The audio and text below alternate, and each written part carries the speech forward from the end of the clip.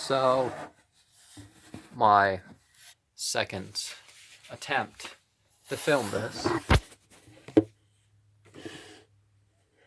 is that second part of the Whirling Dervishes by Ira Friedlander, quotes and notes, and part 2, or chapter 2, is entitled Jalalooddeen Rumi. He lived September 30th, 1207 to December 17th, 1273. He liked to write with the name Kamoosh, the Silent Ones, and a quote by him and a quote by Sheikh Junaid both show that there is knowledge in our hearts, and they're yet most veiled. And from this, 7 types of Sufi that are not to be, that you shouldn't be. And, okay. So, Bahauddin Veled felt like he had to leave Afghanistan. They stopped for the Fajr Salah, Salatu Zohar, the prayer between afternoon and late afternoon, Asr, between the late afternoon and sunset, Maghrib, the prayer for the evening, Isha, prayer after dusk, but before dawn. At times they didn't have to have enough water, so they tapped the dust. They got the dry ablutions. But anyways, Balkh, Afghanistan is where they started. And the 7, they eventually made pilgrimage. The 7 circumambulations are referred to as spirit passive, spirit invoking, male and female, magical energy, not sihr, weaving, the judgment day, the 7 colors of magic, the 7 ways God is known, perfection, etc. The two other symbols of Masjid al-Haram, not the 2, there are more. It's a whole enactment of psychology. The Holy Mosque and Mecca are the locked double gold doors that are partially covered by the cloth and the black stone.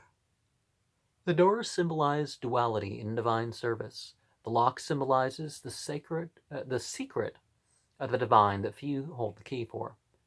The way the cloth covers part of the door displays the idea that spiritual ideas are greater than can be contained in expressions. The blackness of the stone symbolizes that in black comes all light. The light, in this case, being the hierophancy, divine manifestations. The stone represents everlasting and strength. And Abdul Qadir Jilani, Ibn Arabi, after him was Ibn Arabi, and he definitely could have been on pilgrimage the year that Bahauddin Veled was, so Rumi could have met him. It's historically possible, particularly since the claim was made after these other claims were put down. And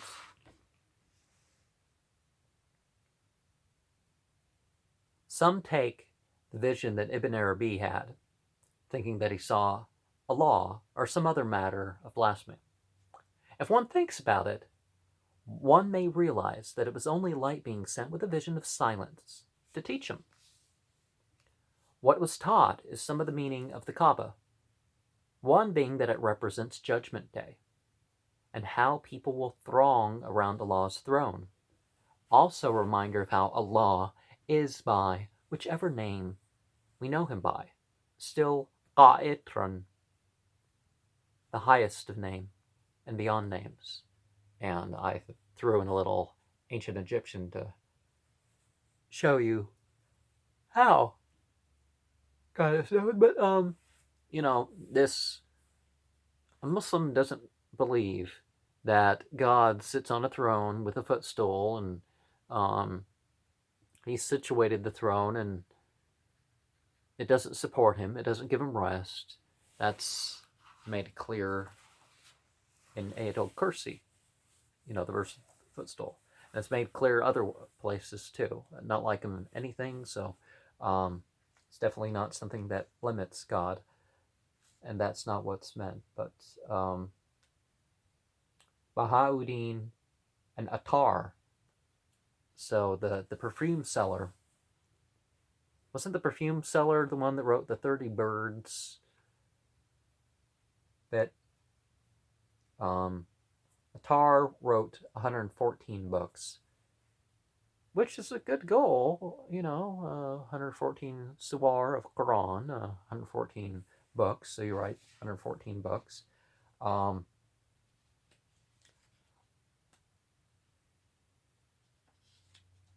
Sultan Aladdin Kekubat, gave Jalaluddin's father a position.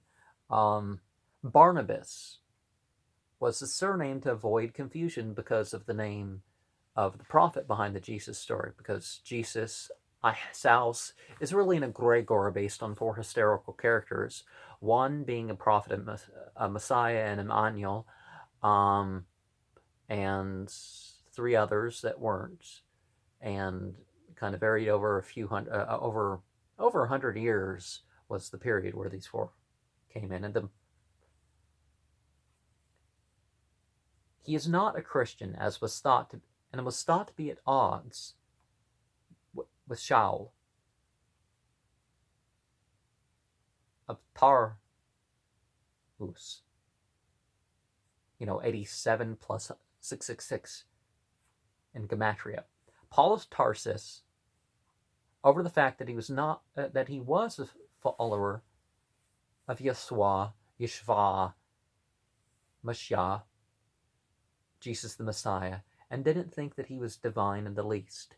Barnabas might have been crucified. Apollonius Christ was crucified. Obviously, Apollonius Christ was quoted in the Bible. There are texts that predate Paul's writings that make clear that Paul was quoting that figure. Bahauddin was respected, and he died in 1228. And extreme asceticism is forbidden to al-Muslimin. We are required to do not too little or too much. This is known as the middle way. 3 things specifically mentioned in Hadith are: don't fast half of the days or more. Prophet Zarathustra recommended up to 1/3 of the time. Marry if you find a goodly spouse that will help rather than hinder religiously.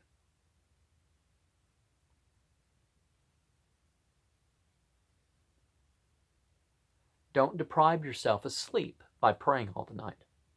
So don't burden yourself with extremism like praying and doing other certain deeds to the point of not being able to work or do other good deeds. Take the middle path, the smooth path, Shariatullah, the path by the water, the path that is righteous and easy. At least eventually easy. When you have to change and aren't too gradual, there can be difficulty. But life is full of difficulties anyways, and sometimes difficulty in the short term means less difficulty, period. Islam has no saints. The translator probably means pious people. Saints and lesser gods invoked and evoked to intercede or do some task or tell something. Only Allah is to be prayed to. There is no Godhead, and therefore no lesser gods. About 35% of people experience something holy or otherworldly, paranormal, according to a couple surveys I read. Now, I read Sacred and Profane by Mircea Eliade, and it mentions stuff like this, and other books have mentioned stuff like this, but I've actually looked up some of these studies and actually seen the details, because just like news stories, some books don't tell the whole story. It's not necessarily that they're misleading. Some are. News stories are definitely often misleading. But we find out, oh, this, these things are so much more common here. Yeah, they happen over there, but they're so much more common here, and most of them in America or something, Anyways, other times we speak to these holy beings that we see. So if they show up, you can speak to what's around, no problem with that. At the time of death is thought to be the most common time. Some think that chemicals in the brain, like dimethyltryptamine, DMT, ayahuasca has it. You got to put another vine, got to put a couple plants together, if you go the drug route, or serotonin, LSD, like experiences can be with the right balance, are responsible for this because they are released at such times. The seeing of holy things can't be linked to chemicals such as these, since most don't see such under the influence of these and other chemicals. See how I have talked about the light as that by which all things are known. The process is known as there's a process known as cold reading, thicker readings, thicker circles, and interactions of shakes and such. Palm reading, tarot card readings, and other forbidden forms of divination. Now, it's a psychological sort of thing, yeah, but I am getting messages about, no, you're not. You're looking at random occurrences and cold reading people and stuff like this. It's not the same thing.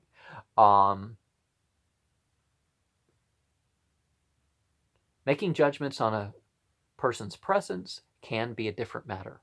Okay, I jumped the gun on my comment again. Anyways, holy water and other sanctified objects are only useful when you yourself use them as an object in worship. Charms and such forbidden, as there is no luck, and only Allah has such power.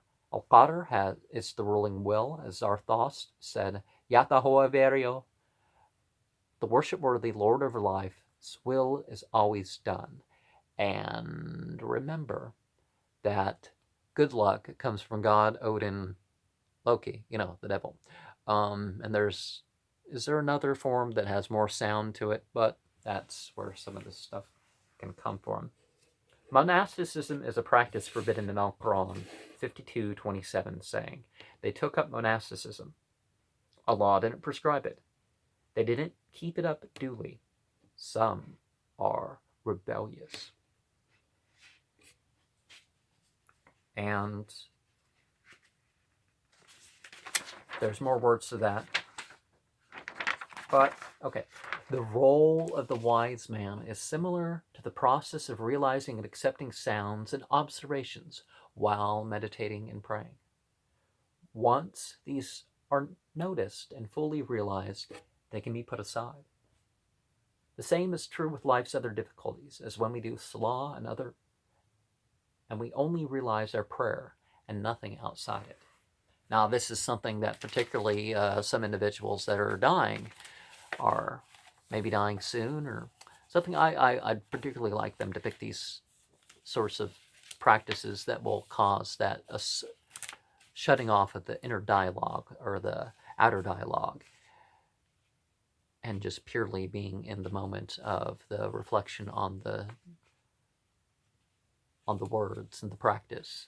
I think this will help them, even if they don't have much time and their bodies, there's no more hope for their bodies, but I don't know that. Abu Yazid started the religion of Yazidism after going on Hajj. That's what people thought. Yazidism, Yazata, Yazdan, angel, more like a jinn way of thinking, more of a Dava sort of way of thinking it. And Yazdan, worship-worthy. It's an Avestan, 4,000 years ago, translation of a culture that existed for about 30,000 years. as far as we have artifacts to point us to between the Turkey and Syria area in particular. It could have stretched in deep into Europe and deep in clear into Africa. There are signs of that. Um, it's definitely not the translation of the Muawiyah Caliph or some later Sufi. It's not their, they may have factored into the current form of the tradition, but it clearly goes further back than that. They were said to worship every taghut, false deity mentioned in the Quran, including the Messiah, Maryam, Jesus' mother. Those two are questionable. I haven't found the reference where they themselves would admit to these. Angels and even Shaitan. Shaitan, definitely, because Shaitan is one of their names of Malik Taus. For being cast out of a place. Cast out of a place? Oh, here's a place where he washed up his sword or knife. And it's like, there's a knife. Oh, because they believed he rebelled from heaven and came down at a particular spot. Lightless. While they're not Muslims, the people of this group, as far as I've been able to view facsimiles and translations, seem to prove they are not witches and warlocks, in the late night movie sort of sense. Women and men who worship or make pacts with devils. They don't think of the Gazzetta as Davas. Of course, Davas are not all evil, but, they didn't think of them in that way. This group has faced much demonization as the Satanist of the Islamic world. Due to Islamic law, it was forbidden to persecute them, such as Surah 109, the whole chapter, 256, 18, 30, 43, is it 43 something? Anyways, there are passages that make clear. Surah 9 says, to you, your religion, and to me, mine. And, similar things exist elsewhere. Yazid's numbers have diminished due to unpopularity, and they have occupied smaller and smaller percentages of the Middle East and smaller areas. About 12,000 years ago, they were all over the place and was probably their peak. The figurative language of spiritual enlightenment has led some people to thinking that Shams and Jalal were homosexuals or bisexuals, as they are now called. One only has to pay attention to these and similar words applied to them to realize that it only meant religious purpose and worship instead of deviant sexual behavior. And 101 is the total names of Allah, and 4 of the versions of the 99 names, Sama of Allah, in the Hadathana, legendary sayings, So there's 4 different lists that you'll find, and it adds up to 101. There are a total of 319 qualities mentioned in the Quran, since it says, and what Prophet Muhammad had to say, since it says, his are the most beautiful names, 59:24. To Allah alone belongs the perfect attributes, call on him by them, 7:180. Al-Quran alone, we must realize 2 things. One, with Al-Quran alone, we must realize 2 things. One, calling on God using any and all such names you can find is permissible as long as you realize it's the one and only deity, Allah, you are calling on. Since there's no specific, you can call on God with these names as flowery or musical as you wish. You can recite them musically. It doesn't mean you must get out the electric guitar and the drums and the bass guitar and maybe some other instruments. And no, there have been people who have translated Quran to music tones and stuff like that, and other scriptures. The legends and early writings both have Muhammad as a mediator, but they don't have him being too specific about his methods.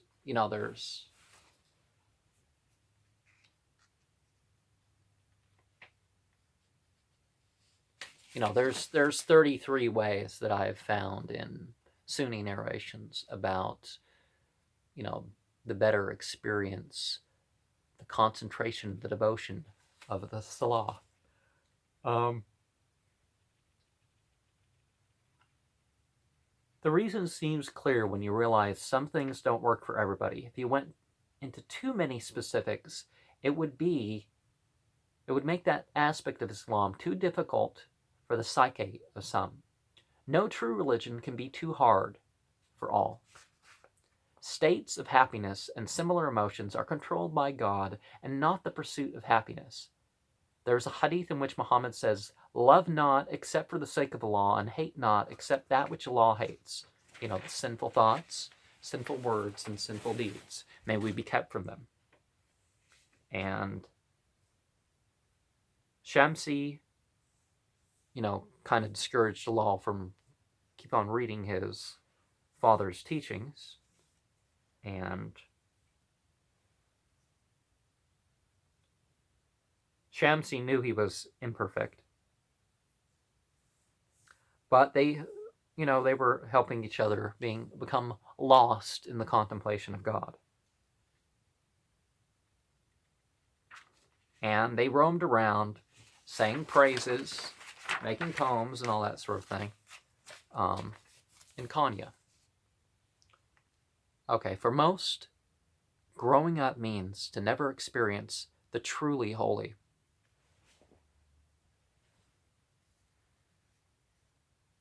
First, this happens through the rationalizing everything as we learn.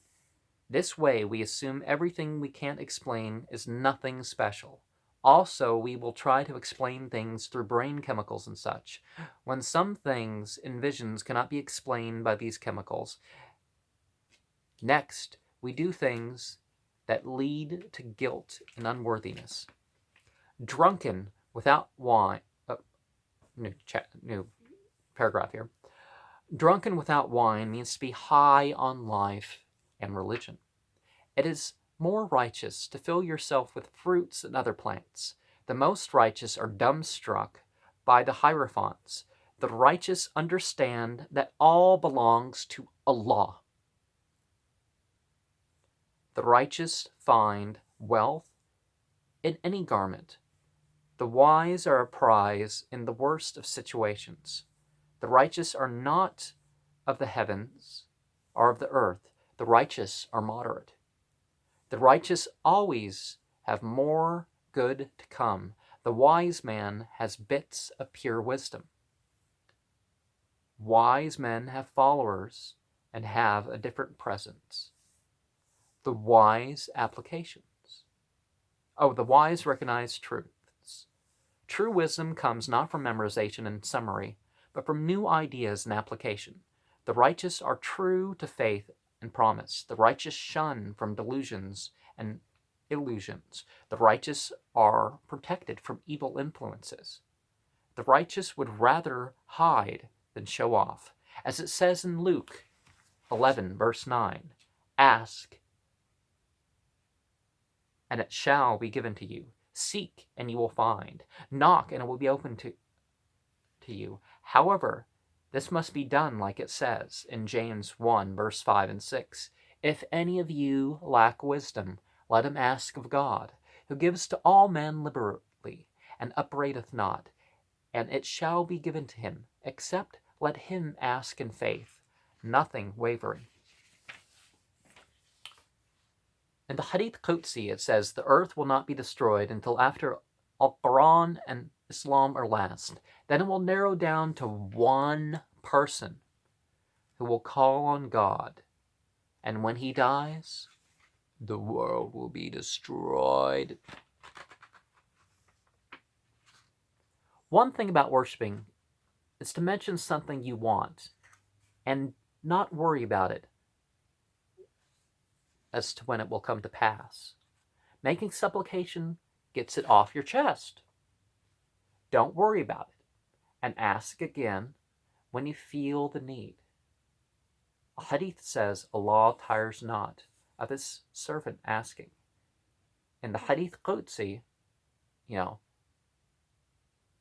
legend says that Muhammad says that God says, though his sins be greater than the earth, I will forgive my servant as long as he keeps asking.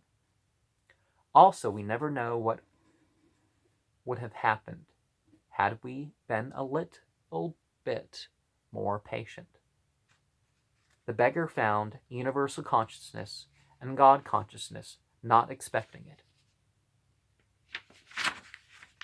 Formalities are standard things in conversation like, how are you?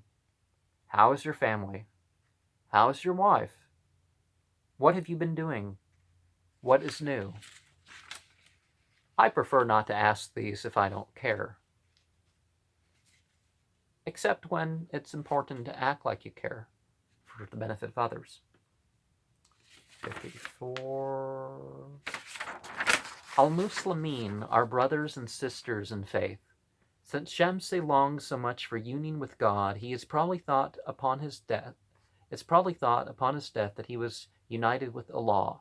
After all, it does say in Surah 2:285, to him shall we all return. There's more words to that verse. I see no evidence to say that Shamsi thought he was Allah, worthy. Ilah. Only one L. Worthy of worship. In Islam, mourning clothes are forbidden. However, the clothes did comfort him, and it may be the reason why he bought them. So we shouldn't assume that it was one of the forbidden things, such as bewailing the dead, beating and wearing sackcloth and ashes.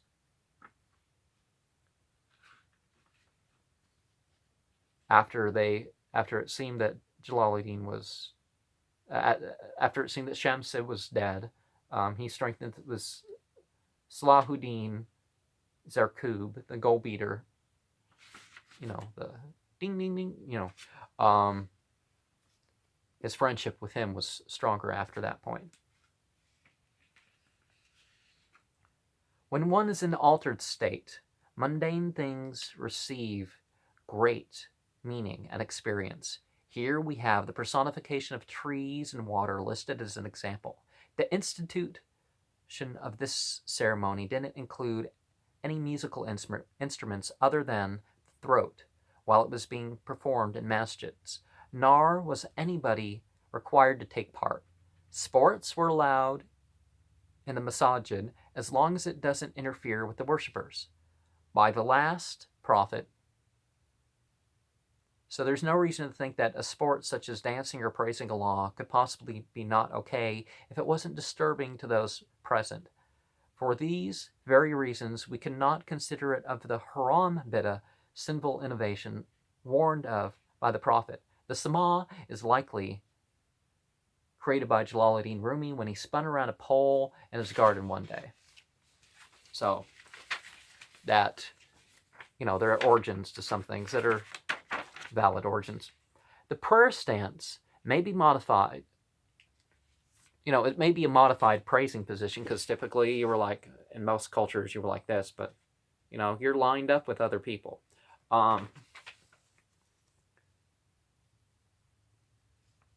Which is the opening of the prayer with the arms up and hands palms forward and near or against the head. Or, the shoulders is okay too. It may also refer to the reverence stance, which is the main position in the Salah, calling on Allah in the 5 times a day format. This position is arms right over left, across the chest, and hands over each other, or wrist at the same spot. We are not allowed to visit the tombs daily. Don't do this excessively. We are especially forbidden to turn them into shrines. This is known to us by Al-Quran and the sayings of the Prophet. And the gravestones, you don't make them too big. If it's bigger than across their face or something, it's too big of a tombstone. Tavus Baba, the peacock feather. So there was a thing. Anyways,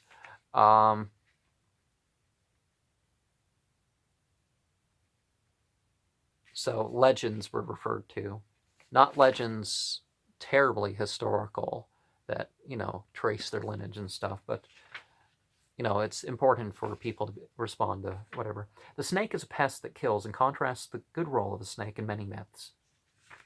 Okay, Jalaluddin's snake reference here. The hermit, by closing himself off from others, loses many opportunities. There's a hadith that says, if you see a hermit, speak to him, because he has been given knowledge. Some take the writings of Jalaluddin and other sheikhs as scripture, when they are not. Jalal never required his words to be learned like this. Jalal never held his words in the same stature as Al-Quran or even the legends he heard of, the Prophet's sayings. And a couple more before I go here. In Islam, we are commanded to have simple funerals, with only plain sheets wrapping the corpse, and just a funerary prayer of 4 takbirs. Allahu Akbar.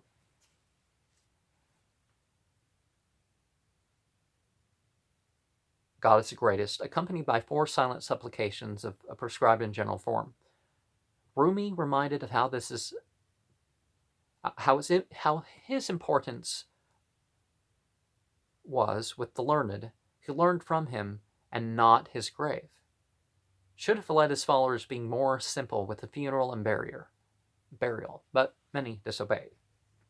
Islamic law requires the burial to wait till morning to maximize the attendance of those praying on the dead's behalf. If you can't get them buried to pray in the afternoon, delay. Islamic law forbids the practice of coffins and grave goods.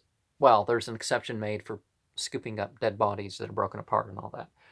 There is no saying of Jalaluddin's that could have led to him being buried against the rules of Islamic law. The bodies are to be placed underground in just in a sheet to 3 sheets.